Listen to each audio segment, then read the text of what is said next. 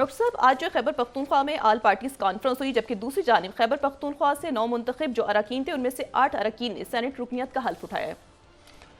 जी, जी मुबारक हो सबको जिन्हें हलफ उठाया।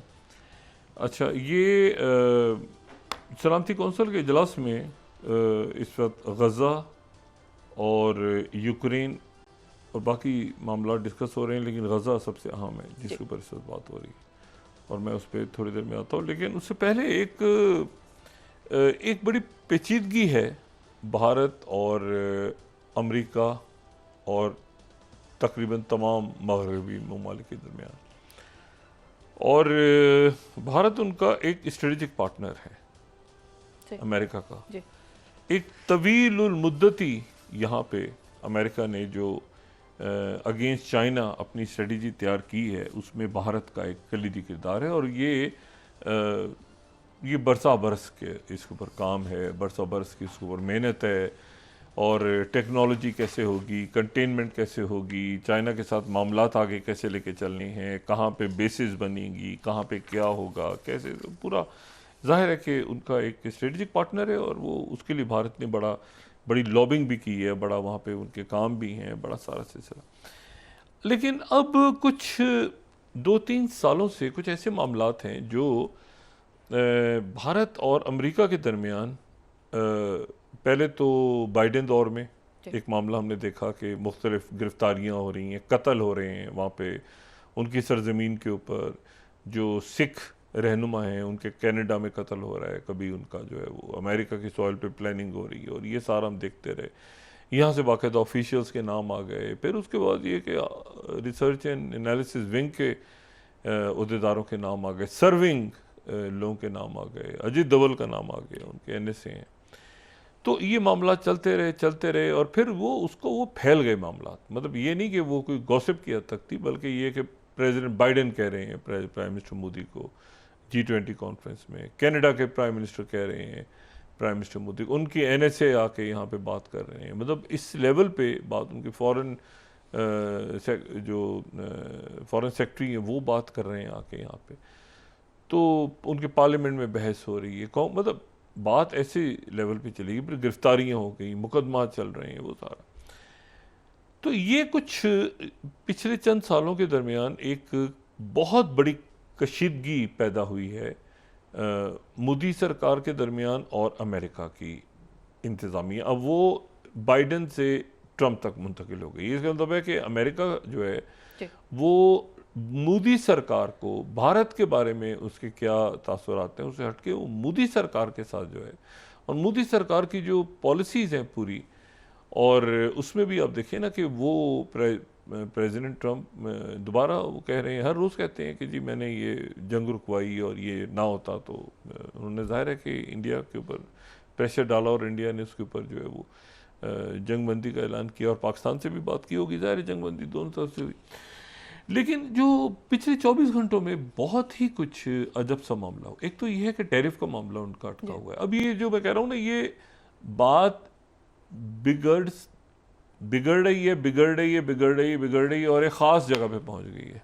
अब ख़ास जगह जो है इसके बाद क्या होगा मैं ये बात नहीं जानता, क्योंकि इससे पहले आप देखें तो प्रेसिडेंट ट्रम्प अभी तक टैरिफ का मामला हल नहीं हुआ, और टैरिफ के मामलात में अगर वो राइस चावल जो हैं वो इंडिया का प्लान ये था कि अगर वो जापान के साथ डायरेक्टली अपने बासमती राइस जो हैं उनकी ट्रेड की तरफ चला जाएगा, तो वो तो अमेरिका से ख़रीदेंगे। अब जब जापानीज़ जो हैं वो तो अमेरिका से चावल लेंगे, वो भारत से नहीं लेंगे। उनकी जो ट्रेड डील हुई है 550 बिलियन की इन्वेस्टमेंट जापान करेगा। लेकिन वहाँ पर कल जो है वो पिछले 24 घंटों में वहाँ पे आर्टिफिशियल इंटेलिजेंस समिट हुई एक, और AI समिट, उसमें सारे जो आप समझें कि हुज एंड हुज जो टेक इंडस्ट्री के हैं अमेरिका के, वो वहाँ पे पूरी सिलिकॉन वैली आई हुई थी, और उसमें बाहर से भी, यानी बाहर अमेरिका से बाहर से भी, यूरोप से भी लोग थे, बाकी भी थे जो ज़बरदस्त किस्म के उनके जाइंट्स हैं सारे के सारे वहाँ पे।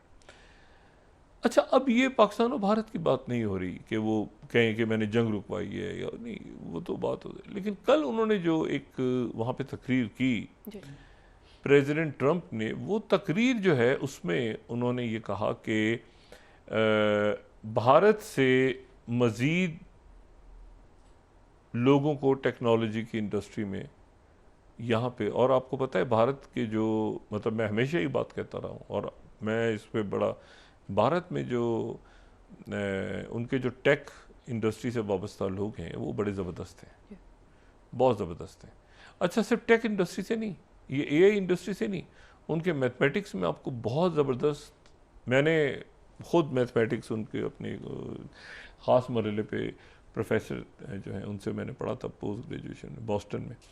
उनके मैथमेटिक्स, फिज़िक्स, मेडिसिन की साइड पे, टेक्नोलॉजी की साइड पे उनके लोग अब, लेकिन वो सारे के सारे ज़ाहिर अमेरिका के साथ और वेस्टर्न सिस्टम के साथ वो अलाइन हैं और उसी में जो है वो सारा करते हैं। हमारे यहाँ भी जो है वो वेस्टर्न सिस्टम भी है, लेकिन चाइना के साथ हम डीप सीक और ये सारे हमारी जो टेक्नोलॉजी है चाइना के साथ हम बड़ा उसको बैलेंस कर रखते हैं। लेकिन इनके सारे ही अमेरिका के जो है वो मामला वो वहाँ पे तो और बड़ी आगे जगह आगे भी, और मैंने चाहता तो पहले बात की थी कि ये डिजिटल कॉलोनाइजेशन है कि वो अपने डेटा सेंटर्स लगा रहे हैं, वो टेक्नोलॉजी कभी नहीं देंगे, कभी किसी दूसरे मुल्क को टेक्नोलॉजी नहीं देंगे। अगर किसी को देंगे टेक्नोलॉजी नहीं, किल स्विच किसी के साथ शेयर करेंगे तो वो सिर्फ इसराइल होगा। ये बात मैंने अभी 2 रोज पहले कही थी। और बाकी जगह डेटा सेंटर, दफ्तर वो खोलते रहेंगे। अब जनाब जो टेक इसमें एआई समिट में जो प्रेसिडेंट ट्रंप ने स्पीच की है, जो तकरीर की है वहां पे सारी दुनिया के सामने खड़े होके, वो तकरीर ही है कि इंडिया से टेक्नोलॉजी में अब मजीद हम हायरिंग नहीं करेंगे, और सारी टेक कंपनीज को कह दिया कि आपने टेक्नोलॉजी में इंडियंस को हायर नहीं करना। और वो दिन गए जब चाइना में फैक्ट्रीज बनती थी और इंडिया से लोग आके काम, लेकिन चाइना में तो वो एनवीडिया वाले और बाकी सारे उनको इजाज़त दे दी है, वो तो फिलिपीन को भी कह दिए कि आप चाइना के साथ करें, मगर इंडिया का नाम लेके कि टेक्नोलॉजी के लोग यहाँ अब नहीं आएंगे। तो इंडिया से तो उनके सारे जो टेक्नोलॉजी से ही पढ़ने के लिए तो लोग जा रहे हैं। अच्छा, मैं अब इसको, ये बात ज़रा संजीदा है मोदी जी के लिए, मतलब मुझे असल में अब रोज़ कहते हुए बात अजीब सी लगती है, ये मोदी जी की जो फॉरेन पॉलिसी है ना, ये कहीं बहुत बुरी तरह फंस गई है, बहुत ही बुरी तरह फंस गई है। और उसमें जो है अब ये, क्योंकि मतलब ये बहुत ही बुरी तरह फंस गई है किसी जगह, मैं इससे ज़्यादा कुछ नहीं कहना चाहता। अब ये ना आगे बढ़ रही है ना पीछे जा रही है। मैं यहाँ पे सिर्फ कोट कर रहा हूँ इंडिया टुडे को, 46, अब इसकी वर्डिंग्स पे गौर करें। No more tech hiring in India, no more tech hiring in India, Donald Trump tells Google, Microsoft and others to focus on Americans. आपने इंडिया से हायरिंग नहीं करनी, आपने अमेरिका से अब मज़ीद लोगों को आपने लाना है, तो वो आपने अमेरिका से लाना है। 48th Times of India, Google, Microsoft to hold hiring in India, Trump urges US tech giants to prioritise American workers. अच्छा, अब यहाँ पर तकरीर में इंडिया का नाम लेने की क्या ज़रूरत थी उनको कि आपने इंडिया से लोग नहीं लाने जी। और आपने जो है वो सिर्फ, और इंडियन एक्सप्रेस ने इसको इस तरह से किया है कि days of 47 days of US tech companies building factories in China and hiring workers in India over. तो बात यह है कि वो कंज्यूमर तो सारी दुनिया है भाई, सारी दुनिया कंज्यूमर है ना, वो डीप सीक की भी कंज्यूमर है, और वो ओपन एआई चैट जीपीटी को भी देख रही है, और वो जेमिनाई को भी देख रही है, गूगल को भी। असल तो बात यह है कि आप उन टेक जो जहाँ पर स्कॉलरशिप्स हैं या जो हायरिंग है या जो जहाँ पे काम हो सारा हो रहा है, अब देखें ना, पाकिस्तान के बहुत से लोग, इससे तो अमेरिका में, और पाकिस्तान के बहुत से लोग चाइना में एग्रीकल्चर भी पढ़ रहे हैं, वो टेक्नोलॉजी भी पढ़ रहे हैं।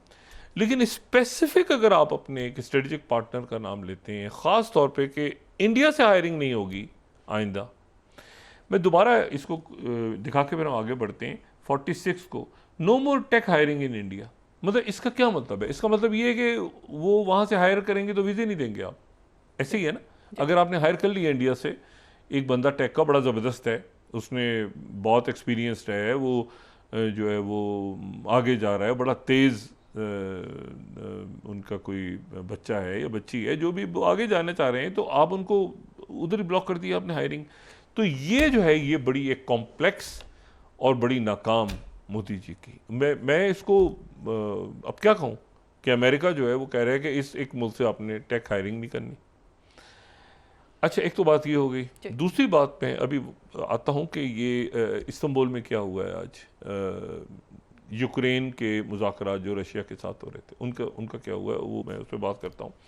लेकिन मैं सिर्फ एक आपको और बता दूं कि एक एक्सक्लूसिव स्टोरी राइटर्स ने दी है थोड़ी देर पहले, और वो एक्सक्लूसिव स्टोरीज ये है कि पेंटागन की और बाकी जगहों की जो रिसर्च है, उन्होंने कहा है कि हमारा एक स्ट्रेटेजिक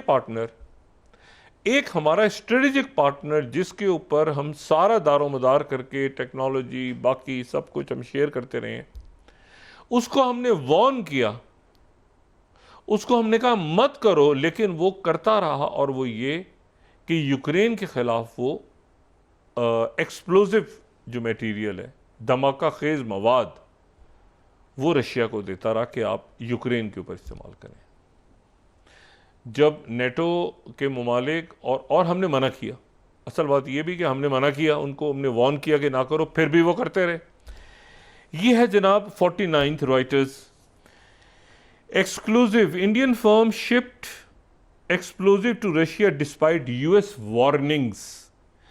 अब ये अगर देखें ना, यहां पर आके बात करना बनती है कि उनके लोग आए, ये 49 स्लाइड अगर हम दिखा सकें, उनके लोग यहां पर आए, प्राइम मिनिस्टर मोदी बात करें, बताएं, तरदीद करें, तस्दीक करें, बताएं कि ये सारा कुछ क्या है। मतलब अगर वो हायरिंग भी बंद कर रहे हैं और साथ उसके, अभी वो ब्रिक्स वाला मामला अलग है, अभी टैरिफ्स का मामला अलग है, दो एक्सप्लोजिव बातें अमेरिका की तरफ से अपने स्ट्रेटेजिक पार्टनर के बारे में आ रही हैं। एक तो ये कि हमारी वार्निंग्स के बावजूद, एक तो ये कि स्मगल हो गया, ये हो गया, उसको वो हमारी वार्निंग्स हमने दी कि मत करें आप, फिर भी इंडिया करता रहा। ये कैसे हुआ?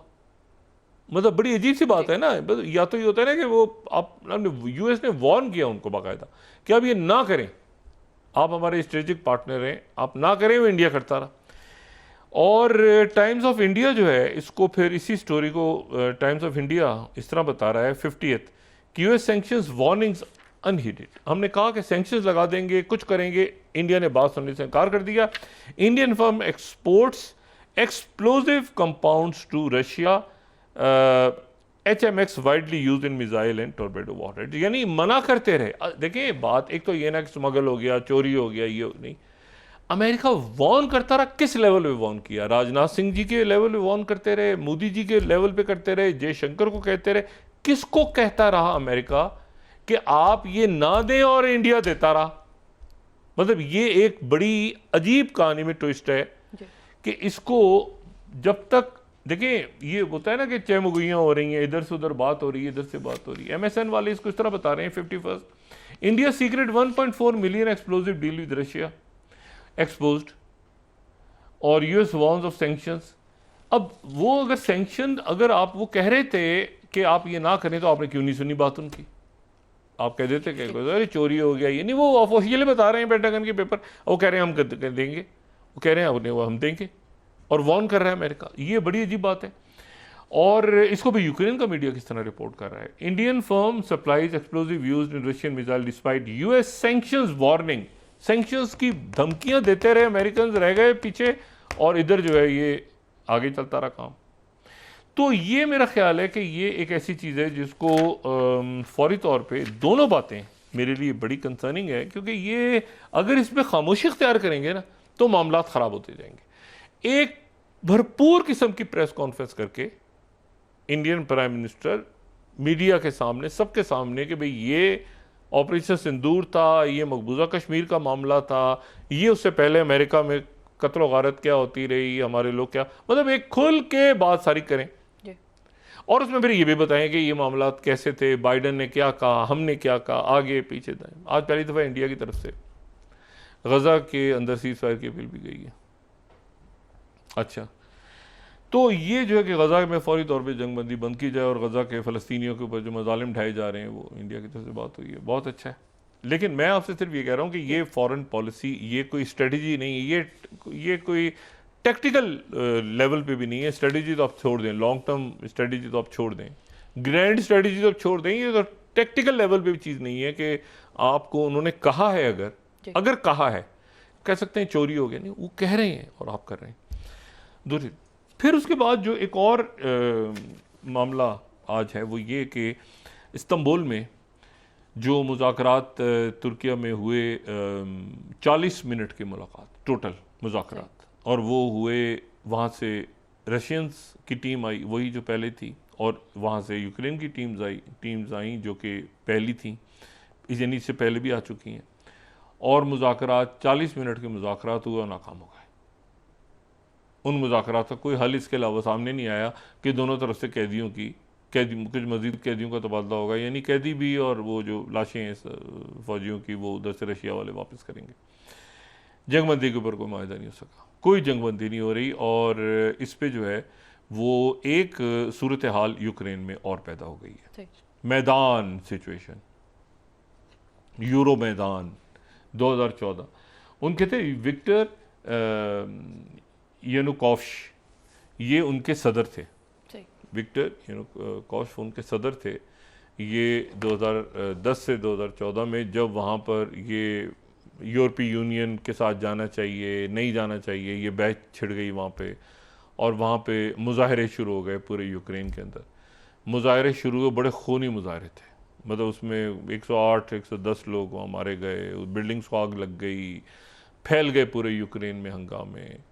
और इसमें वो दरमियान में विक्टोरिया न्यूलैंड की टेलीफोन कॉल भी लीक हो गई। हम पहले भी शायद आपने बात की, टेलीफोन कॉल इसमें लीक हो गई, वो उसके पीछे थी, क्या था,